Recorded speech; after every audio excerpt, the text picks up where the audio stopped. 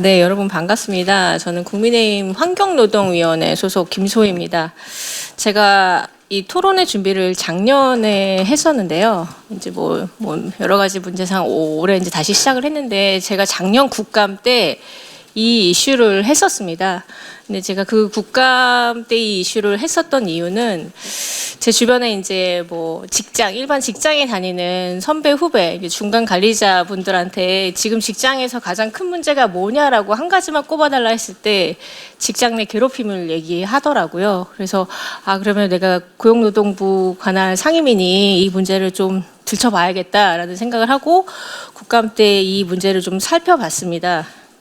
아시는 것처럼 2019년에 7월에 도입이 됐죠, 이 법이. 그런데 올 1분기 여론조사에 따르면 여전히 직장인 10명 중 3명이 1년간 직장 내 괴롭힘을 경험했다고 하고, 그중에 한 15%, 16%는 극단적 선택을 고민한 바 있다고 응답을 합니다.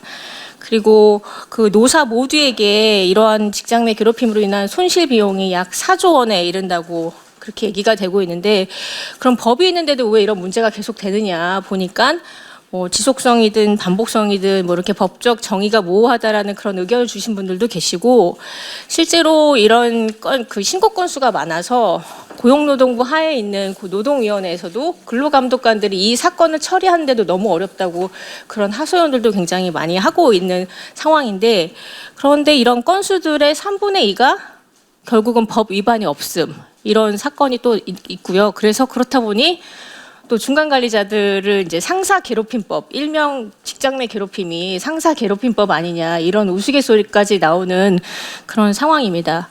그런데 더 문제는 이런 직장 내 괴롭힘이 많이 발생하는 5인 미만의 사업장이나 프리랜서들은 또 예외, 이 법이 또 적용이 안 되는 또 사각지대가 있더라고요.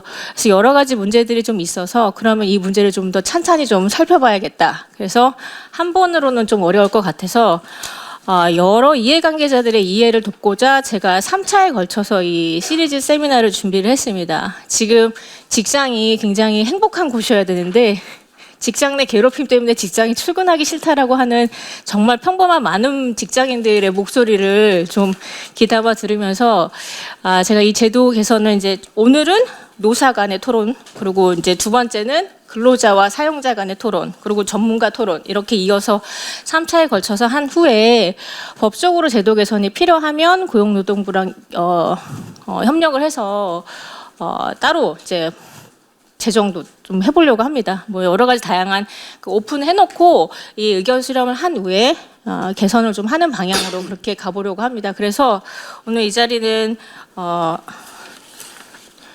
발제를 장진희 한국노총 중앙연구원 연구위원님이 해주시고, 또 김동희 한국경영자총협회 근로기준 정책팀장님께서 발제를 맡아주셨습니다.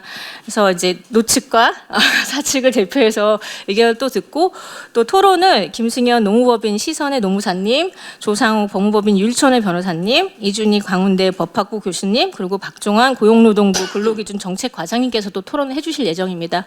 그래서 많은 의견들 좀 부탁드리고, 3차에 걸쳐서 내용들 다 관심 가져주시고요. 네, 좋은 방향으로 해서 직장이 행복한 곳이 될 수 있도록 그렇게 도움을 주셨으면 좋겠습니다.